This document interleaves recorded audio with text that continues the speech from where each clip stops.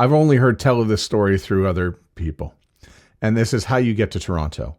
And it's a wild story. How did you get to Toronto? Well, it is a wild story. So I was 19 then.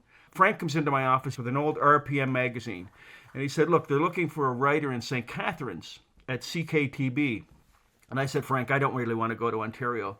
He said, well, we think the stuff that we're doing here is great. Why don't you just send them a tape to see if you get a reaction, to kind of get an outside opinion?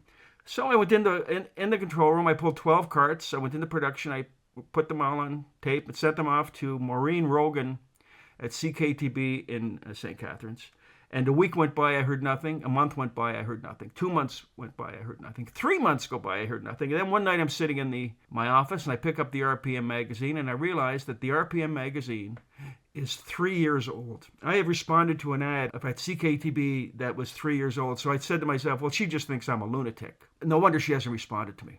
So I forgot about it. And then on my 20th birthday in June 1973, the phone rings in my office. And the guy says, hi, my name is Mike Kornfeld. I'm the copy manager at CHUM Radio in Toronto. And I'm wondering if you'd like to work for us. Now, I hadn't sent a tape to CHUM. It was my birthday. All of my friends knew that if there was one radio station that I could work at, it was CHUM. I talked about them nonstop. I was a huge fan of CHUM. And so I hung up on him. I thought it was a joke. He called back. He said, I don't know what's going on there, but did you send a tape to Maureen Rogan at CKTB in St. Catharines? I said, yes. He said, well, we've been looking for somebody here for 2 months, and we've had over 200 applications.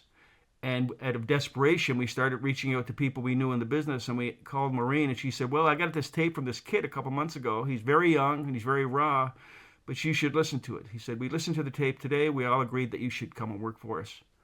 I said, oh, my God. He said, but I can't hire you without meeting you.